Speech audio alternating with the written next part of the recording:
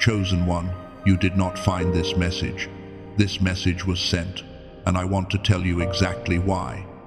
There is something specific you have been doing, not loudly, not with announcement, not in a way that anyone around you has fully recognized, that I believe caused something extraordinary in the spirit. A pause, a stillness. Not the stillness of absence, but the kind that only comes when something is so rare, so unexpected, that even infinite awareness takes a moment to receive it. I want to be honest with you. I am not here to give you vague encouragement. I am here because what you have been doing in secret, the specific quality of how you have been carrying your season, is something that very few people sustain. The silence you have held when defending yourself would have been justified. The forward movement you maintained when every condition said stop. The way you kept your grip on something invisible while everything visible was uncertain. God has seen all of it. Every layer, every quiet act. Every moment it cost you something and you paid it anyway, without resentment, without retreat. And I hear the Spirit saying, what you did in that silence left him speechless, not with grand performance, with faithfulness in the dark. Stay with me, because what I am about to show you is going to change how you see what you have been through and what is already moving toward you because of it. Now, I want to ask you something before we go any further. When was the last time someone truly saw what you were carrying? Not the version you show in public, not the face you compose before you walk into a room, the real weight, the questions you hold in the quiet hours, the distance between who you are and who you are still becoming. Most people have not seen that. They see the surface. They see what you produce, not what it costs you. But God has seen all of it. Every piece, every layer. He saw the private version, the one that exists when no performance is required, when there is no audience, when it is just you and the weight of what you are carrying. That version. He has not looked away from it once. And I want you to understand something about the way he has been watching. He did not watch the way a judge watches. He watched the way a witness watches, fully present, fully attentive, not cataloging your failures, but bearing witness to something extraordinary unfolding in an ordinary-looking life. Every sacrifice that went unrecorded by the people around you, he recorded it. Every choice you made in a room where no one was watching, he was watching. Every night you held yourself together when the circumstances gave you every reason to fall apart, he was there. Every time you chose to keep going when stopping would have been so much easier, so much more forgivable, he saw the moment you made that choice. You have been seen, completely, thoroughly, without exception. And right now, before I go any further, I want you to know something. If you stay with me through this entire message, by the time we reach the end, you are going to understand exactly what it was that God witnessed in you that produced a response I believe you have never heard named before. You are going to receive a framework for reading your own life as testimony, not just endurance.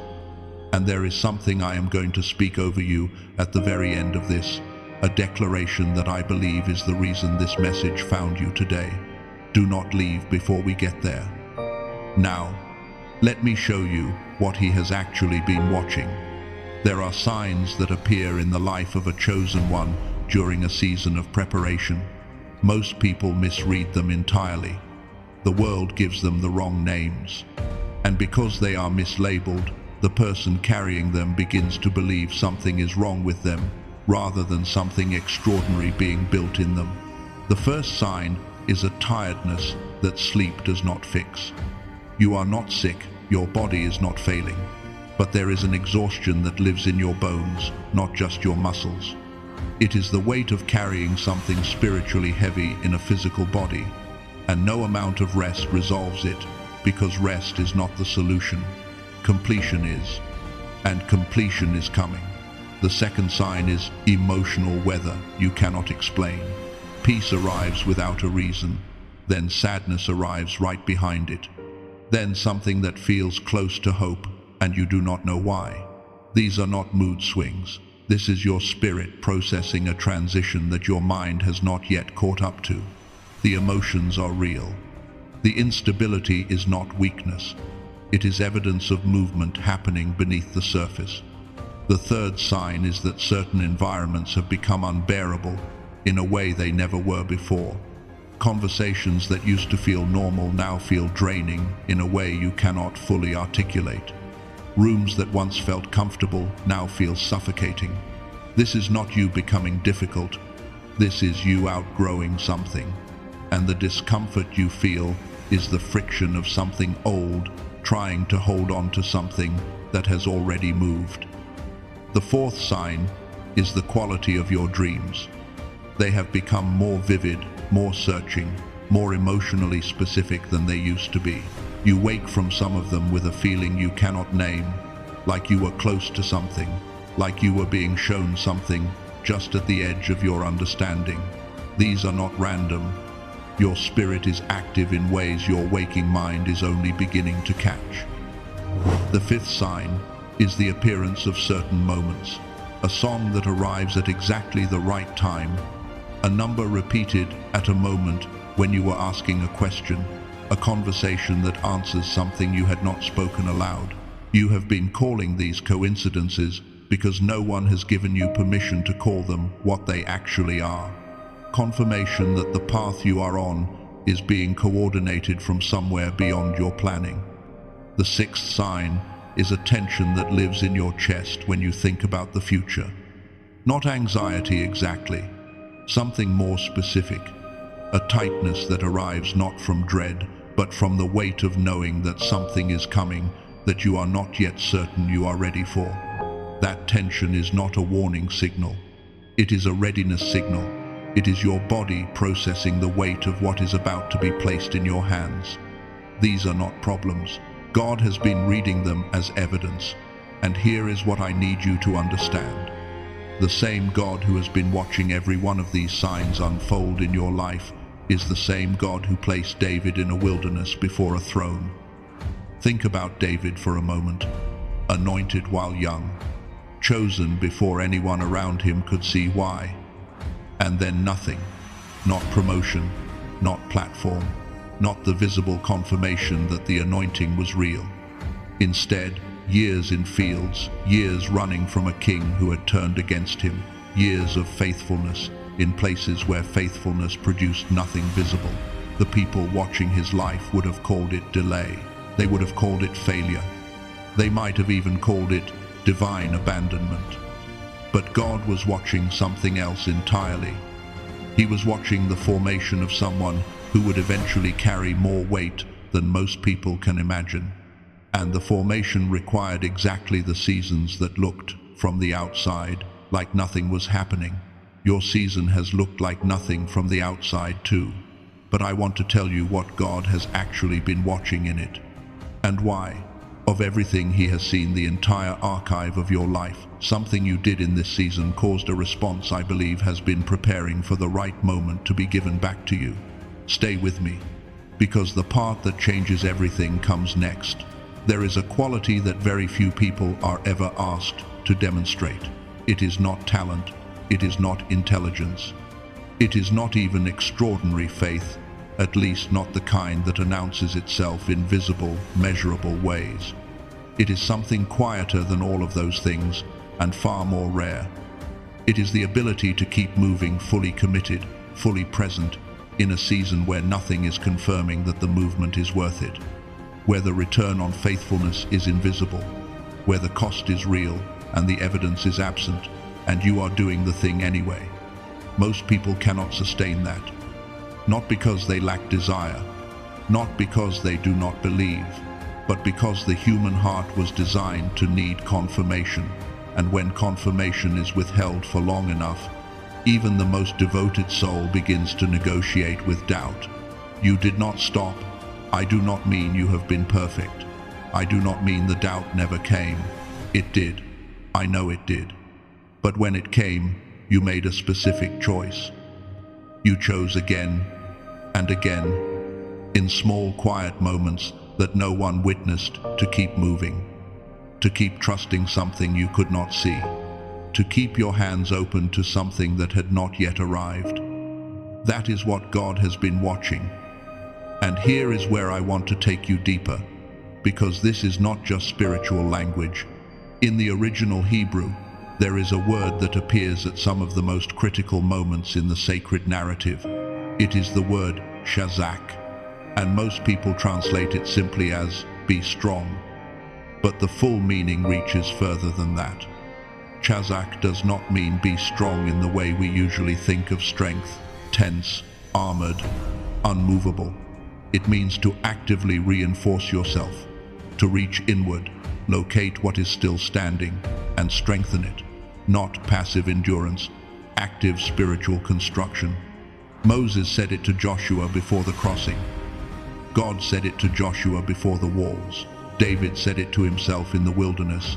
The scripture says he strengthened himself in the Lord in a moment when his own men were turning against him, when he had lost everything visible, and the only resource left was the one no one around him could see. You have been doing this. Every time you return to what you know instead of collapsing into what you fear. Every time you found the place in you that was still standing and chose to build from there rather than from the rubble. Every quiet act of chazak, of strengthening yourself in the invisible, has been seen. And here is what I want you to receive. What felt like isolation was actually incubation. What felt like delay was actually development. What felt like silence was actually strategy. What felt like being forgotten was actually being protected. What felt like the slow death of a dream was actually the careful burial of a seed that was never meant to bloom in public before it was ready. Every single thing you interpreted as loss was being metabolized into something you have not yet been given the language to name. God was not absent in the silence. He was working in it. And what he was building in you, what you cooperated with, even when you could not see it. Even when cooperation felt like choosing to believe something there was no visible reason to believe, is what produced a response in the spirit that I believe has been building toward this moment. I hear the Spirit saying, I watched you in the moments when the return was invisible. I watched you choose faithfulness without witnesses, choose trust without proof, choose to strengthen yourself when strengthening yourself was the hardest possible thing. And what I felt when I watched you do, that I want you to receive this, was not just approval. It was something closer to wonder, because the quality you have been demonstrating is rare, even by the standards of those who are set apart. Now I want to show you why that season had to be exactly what it was. There are things that cannot be built in public, not because God prefers secrecy, but because certain foundations require a specific kind of pressure and a specific kind of darkness to form correctly. A seed does not break open in the light. It breaks open underground, in the absence of light, under the weight of soil, pressing down from every direction. And if you dig it up too early to check on it, to confirm it is still alive, you interrupt the only process by which it becomes what it was always meant to be. You have been in that ground, and the pressure you have felt, the weight of a season that seems to have no visible movement, no confirmation, no applause, was not punishment. It was formation. The pressure was calibrated. The darkness was not random. And the length of it, the part that may have tested your faith more than anything else, was not God forgetting the timeline. It was God protecting the process. Joseph understood this. Not while he was in the pit, not while he was in the prison. Those places felt, from the inside, like abandonment, like the promise was a lie, like the anointing had been misunderstood or revoked. But every single day in the pit was building something in Joseph that the palace could never have built. Every day in the prison was forming a character that power could not corrupt, because it had already been through something that broke everything in him that needed breaking and left intact only what was unbreakable. The palace came later. The elevation came later. But the preparation, the real preparation, happened in the places that looked, from the outside, like nothing at all. And here is something I want to plant in you before we go further. Scientists who study the human brain have found that there is a specific kind of neural activity, a particular frequency, operates differently in people who carry an unusual combination of qualities: deep intuition, rapid pattern recognition, the ability to perceive what others miss. What the researchers have called, in their language, the signature of what they term gamma frequency, and what the spiritual tradition has always recognized as the quiet knowing that lives beneath the noise of a disrupted mind. This frequency was given to you from birth, and it is highest in the seasons before the world begins to tell you what you are supposed to be. I am going to come back to this, because I believe what you have been doing in this season has been, in a very specific and measurable way, fighting to preserve something that was given to you before the world tried to suppress it. But first, there is something I have not told you yet. Something about the specific nature of what God witnessed in you. Something that goes deeper than endurance, deeper than faithfulness, deeper than shazak. And when I tell you what it is, I believe it is going to reframe everything you have walked through. Stay with me. And when I tell you what it is, I believe it is going to reframe everything you have walked through.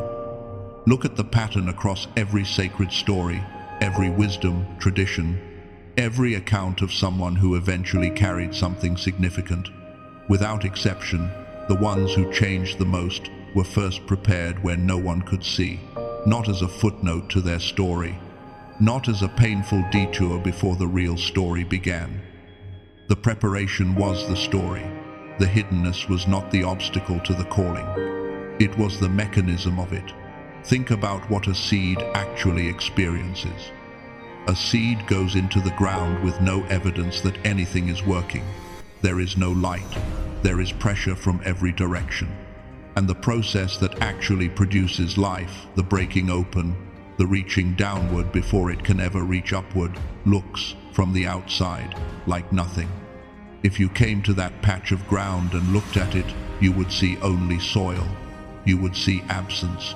You would see what appears to be a place where something was buried and forgotten. But underground, the most important work of the seed's entire existence is happening in that darkness. The roots that go down first are what make it possible for anything to rise, and the depth of the root determines the height of what eventually emerges. A tree that grows fast in shallow soil will not survive the first serious wind. But a tree that spent years building its foundation in the dark, in the unseen, in the place no one thought to look, that tree will still be standing when everything around it has been leveled. You have been building root. And here is what I want you to understand about the rarity of what you have been doing. Most people, when the confirmation stops coming, find a way to reduce their investment. They do not abandon the dream entirely. They just quietly stop betting everything on it. They hedge. They diversify their hope. They build a smaller version of the life they wanted and call it maturity. They convince themselves that the willingness to want less is wisdom. And sometimes it is, but sometimes, not always. But sometimes the willingness to keep the full bet on the table when nothing is confirming the odds, when every rational voice is suggesting reduction, when the cost of staying is becoming something that touches not just your comfort, but your core. That willingness is the specific quality that a certain kind of life requires, not because suffering is the point, but because what is being built cannot be built by someone who is still managing their exposure. You stopped managing your exposure, and God noticed.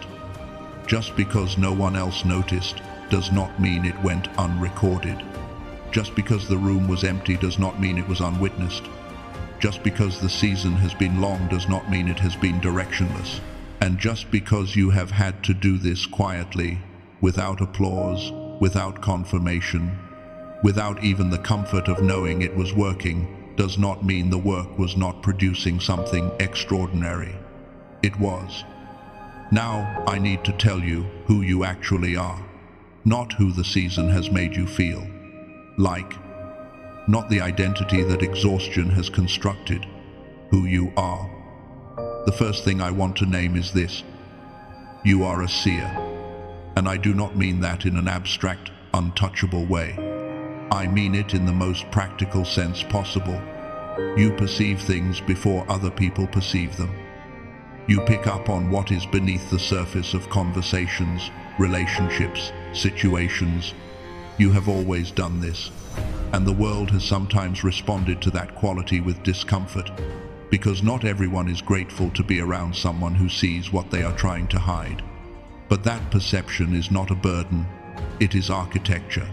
It is part of the specific design of who you are and what you are being sent to do. The second thing I want to name is that you are a spiritual warrior. And a warrior is not someone who has never been afraid. A warrior is someone who has been afraid and moved anyway, who has held ground under pressure that would dissolve other people entirely. You have done this, not because you are tougher than everyone around you, but because there is an authority being formed in you through every season of holding, and that authority, the kind that does not come from a title or a position or external validation, but from having been tested and having remained that authority, is what you are going to carry into everything that comes next. The third thing I want to name is that you are a wounded healer, and this is the one I want you to sit with for a moment. Every piece of pain you have walked through in this season, everything you have had to feel, everything you have had to process, everything that broke you open and forced you to find something new in the breaking, is not wasted.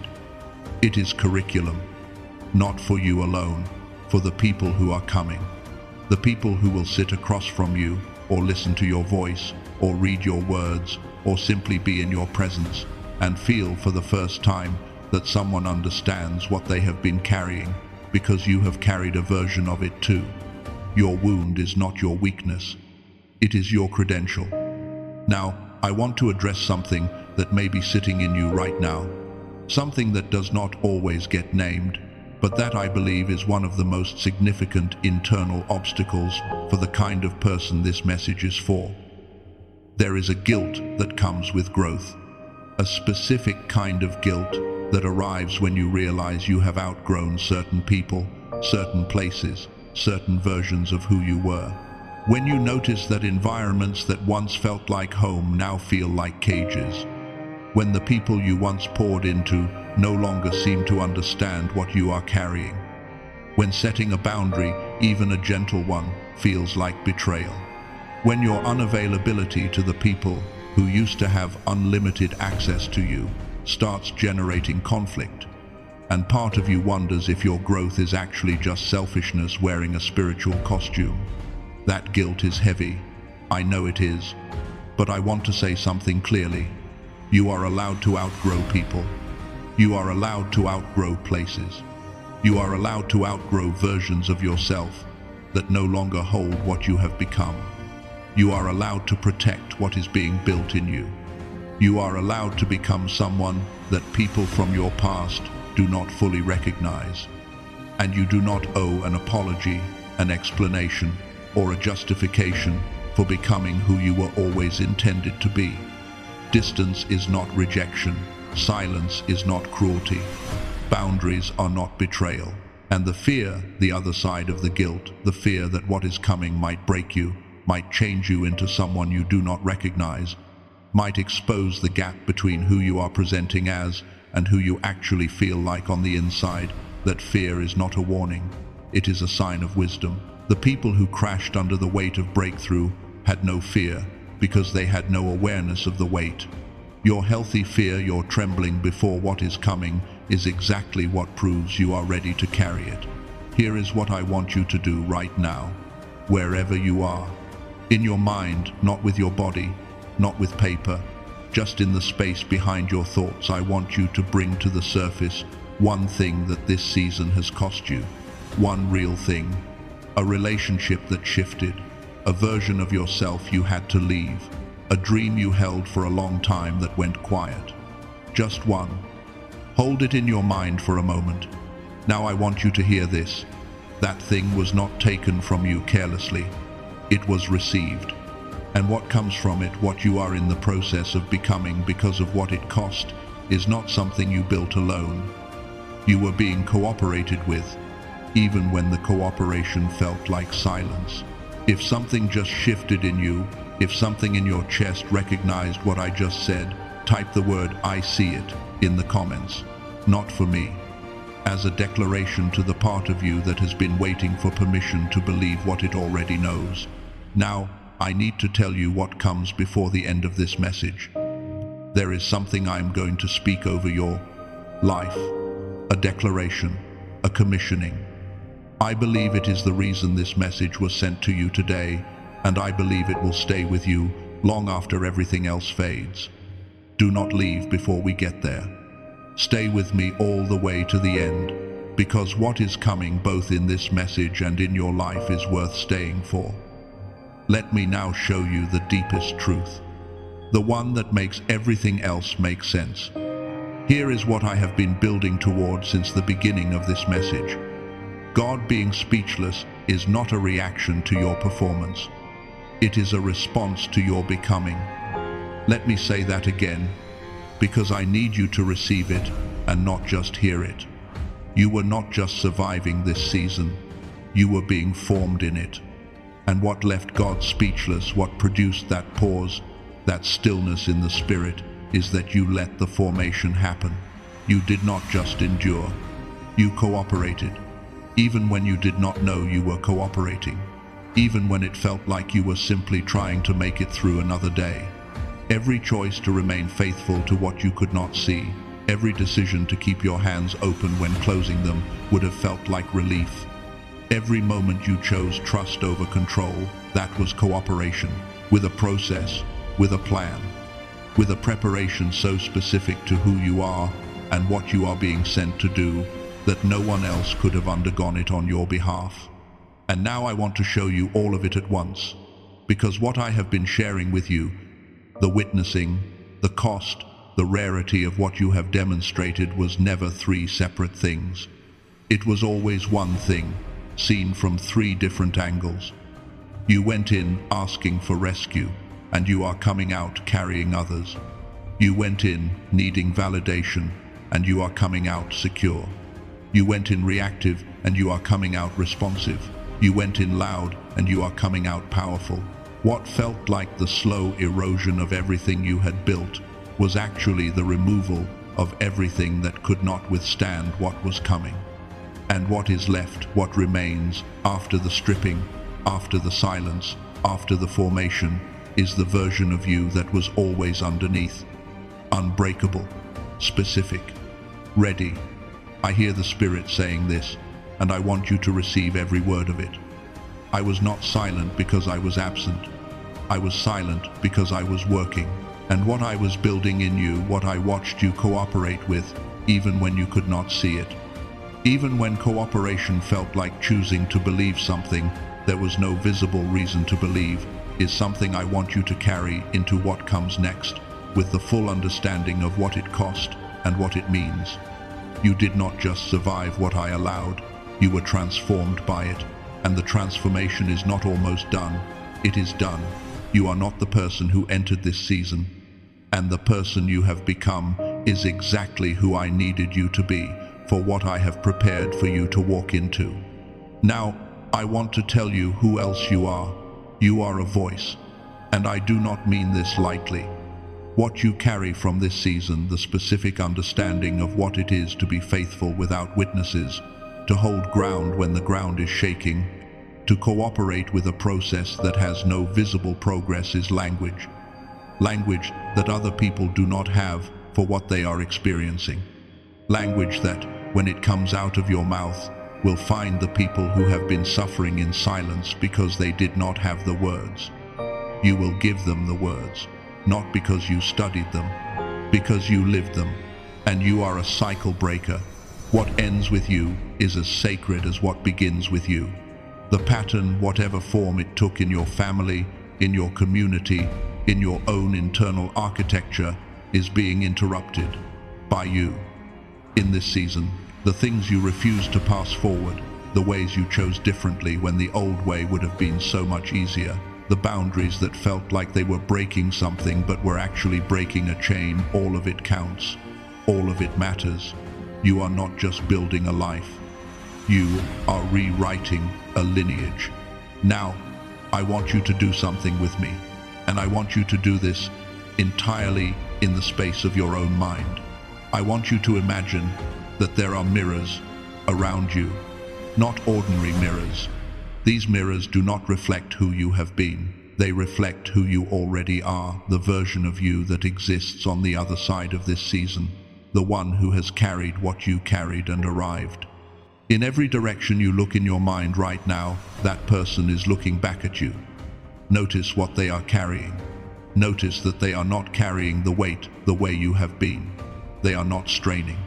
They are not white-knuckling. They have the same qualities. You have the same sensitivity, the same perception, the same depth, but the weight has become authority. The pressure has become foundation. The silence has become power. That person is not a fantasy of who you might become. That person is who the formation has been building. That is where this season was always going. Let that land for a moment. Now, I want to tell you something that connects everything I have just said to something real and practical. Because what I am about to share is not a detour from this message. It is one of the deepest expressions of it. There is a frequency that was given to every human being at birth. Scientists who have spent decades studying brain activity, researchers whose work has been documented in laboratories at some of the most credible institutions in the world, have found that in early childhood, the human brain operates in a state that produces something extraordinary. A particular neural pattern associated with rapid intuition, deep pattern recognition, the kind of knowing that arrives before the reasoning does. The scientists call it gamma frequency. And in early childhood, before the world begins to tell us who to be and how to think and what is and is not possible, that frequency is high, almost constant. Dr. Robert Lake, a neuroscientist with over 34 years of study in this specific field, whose research protocols have been cited in programs connected to institutions including MIT, Harvard, Stanford, and Princeton, has dedicated his career to understanding what happens to that frequency. And what he found is this: it does not disappear. It goes quiet, suppressed, not by any single dramatic event, but by the cumulative weight of a world that was not built to sustain it, by education systems that reward compliance over creativity, by environments that reward performance over presence, by the constant low-level noise of a life lived at the surface. He calls it the decline effect. And he found that it begins in most people around the age of 7. Now, here is what I need you to understand, because this is where the science and the spiritual meet in a way I believe is not coincidental. The people who carry what you carry, the sensitivity, the perception, the depth of awareness, the capacity for faithfulness in the dark, those people were born with gamma frequency that was stronger than average. That is not flattery. That is the architecture, which means that when the decline effect arrived, the loss was sharper. The gap between who you were as a child, the ease, the intuition, the sense that you were made for something, and who you became as the world pressed down, that gap was wider than what most people experience. That ache you have carried, that sense of a version of yourself that used to be closer, more alive, more certain of something you could not name, that is not imagination. That is the distance between your natural gamma and where it has been living. Now, a while ago in this message, I told you I would come back to something. I told you there was a frequency that was given to you from birth that the world has been suppressing. And I told you that what you have been doing in this season has been, in a very specific and measurable way, fighting to preserve it. Dr. Robert Lake spent years developing something that I believe exists at the intersection of what we have been talking about today. Not a method that requires years of practice, not a technology that costs thousands of dollars. He compressed everything he understood about reactivating gamma frequency, all 34 years of it, into a 7-minute audio track. He calls it the Genius Song. And the reason I call it that is because what it does is not create something new. It returns you to something that was always yours, the frequency that powered your most accurate intuitions, the knowing that arrived before the reasoning, the clarity that made certain seasons of your life feel almost effortless. That was not luck, that was gamma, and it can be reached again. I want to tell you about someone who came to this with the same skepticism you might be feeling right now. She was 38 years old. She had been through meditation, through spiritual retreats, through every method that promised to reconnect her to the part of herself that felt most alive, and none of it had produced the actual feeling she was looking for, not the theory of connection, but the actual experience of it. She told me that when she found this, she only tried it because she had run out of things to try. After 2 weeks, she described the change with a single word: synchronicities. Not that her life became suddenly easy, but that the universe seemed to begin communicating with her in a language she could understand. Moments of confirmation, moments of direction, a quality of knowing that she had last felt as a child and had quietly grieved the loss of. The part of her that could perceive what others missed had come back online, and she later said she found out from a mutual friend that alongside her own daily listening, she had also been working with something called neuroactive to support what the Genius Song had begun. She described it as the first time the inside of her life matched what the outside was supposed to look like. I share that not to tell you what to expect, but because I believe that what she experienced, the return of a capacity that felt permanently lost, is available to you. Now let me address what might be moving through your mind. If you have tried things before that did not deliver what they promised, I understand the hesitation, and I want to be honest with you. I am not going to tell you this will change your life, because I do not know your life. What I can tell you is that the mechanism behind the Genius Song is not the same as the methods you have already tried. Meditation, yoga, healing sounds, all of these ask your brain to change itself from the inside, which is slow and uncertain. Brain entrainment works differently. It introduces a frequency from the outside that the brain follows. It is called entrainment because the brain literally entrains, synchronizes to the pattern it is receiving. This is not theory. This is documented, measurable, repeatable in laboratory settings. It is a different mechanism entirely. And if the science sounds like too much to take in, let me offer you the simpler version. 34 years of research, 18,366 people who have used this, a complete money-back guarantee, no conditions, no time limit. The risk of trying it is, in the most literal financial sense, zero. The question is not whether it is safe to try. The question is whether you are ready to give the frequency you were born with a way back in. Now let me tell you about the practical reality. What Dr. Robert Lake built in the biofeedback laboratories that pioneered this research would cost you $300 an hour to access through professional therapy. The at-home equipment that replicates even a fraction of what the Genius Song delivers runs to $7,000. He has compressed it into a 7-minute audio track that you receive by digital delivery directly to your inbox. The original price is $49, and for the people watching this message specifically, he has made it available for $39. That price does not exist on Amazon. It does not exist on Spotify.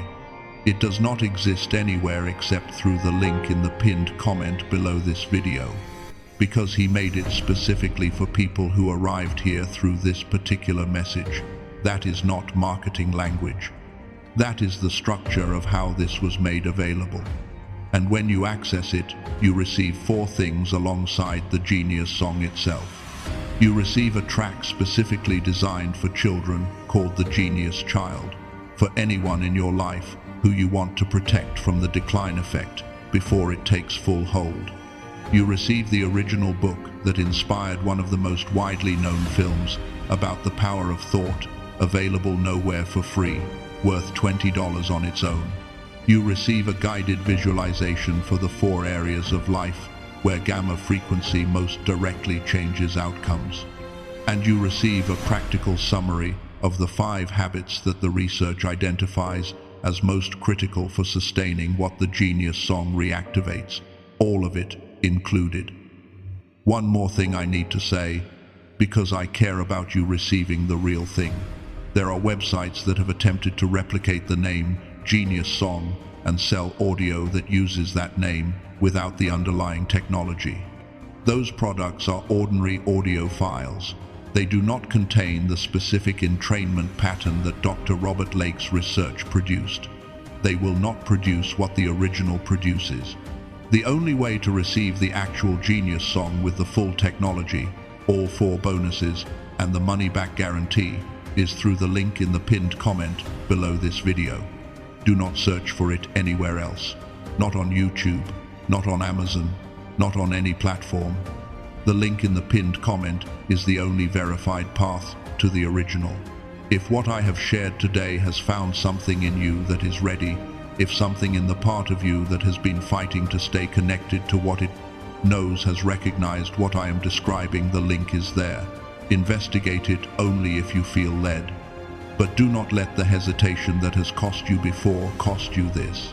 And if something just shifted in you, as I said, that if something in your spirit confirmed what your mind is still processing, type "I am ready" in the comments, not as a transaction, as a declaration over your own life.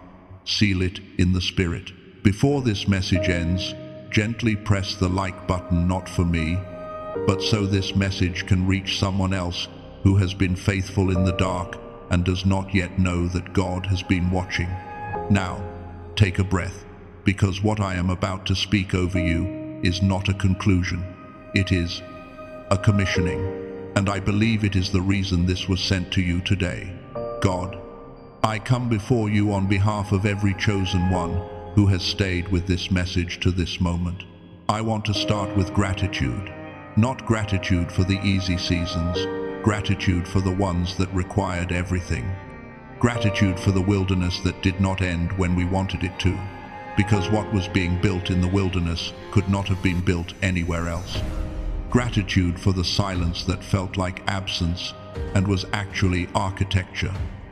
Gratitude for every closed door that protected us from the room we were not yet ready to be in. And gratitude for this moment, for the fact that something greater than coincidence brought these specific souls to this specific message at this specific point in their lives. You see what they have been carrying. You see the version of them that exists when no performance is required. The one that wakes at 3 inches the morning with questions that do not resolve. The one that has been faithful in the small, private, unremarkable moments that no one else witnessed, but that added up to something extraordinary. You see the cost, you see what it took, and you see who they have become because of it. You see them fully, without exception. And now, I want to release what has been holding. Every old story that said the faithful obscure life was not enough, release it. Every ceiling that said this is as far as someone like you can go, release it. Every wound from being overlooked in rooms that should have seen you, release it. Every weight of comparison to someone who was seen sooner, promoted faster, elevated more visibly, release it. Every layer of unworthiness that settled in during the long silence, release it. Every piece of armor that was built to protect what no one else was protecting, release it.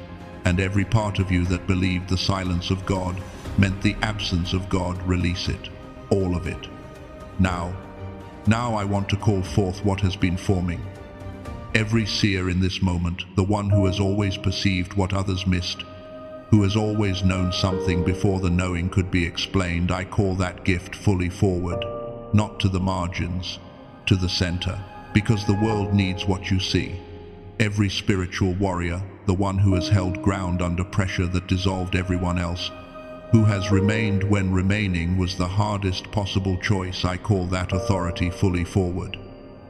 You were not built for the sidelines. You were built for the front.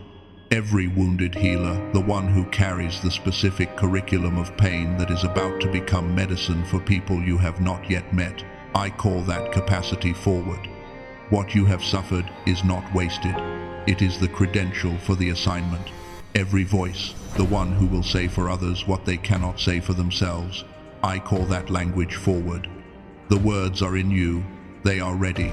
And every cycle breaker, the one in whose hands a generational pattern is ending, through whom a lineage is being rewritten, I call that authority forward. What ends with you is as sacred as what begins with you. Now I want to guard what is rising. Cover these chosen ones from self-sabotage at the threshold of breakthrough. From the old pattern that arrives at the moment of elevation and says, this is not really for you. From the visibility, fear that whispers retreat just when the emergence is happening. Guard what is being built from premature exposure. Guard it from the people who will not understand the timing. Guard it from the voices, internal and external, that mistake the rising for arrogance and the boundaries for betrayal. And now, the declaration. I hear the Spirit saying over every chosen one who has stayed to this moment, you are not who you were when this season began. You are the one who was prepared in secret.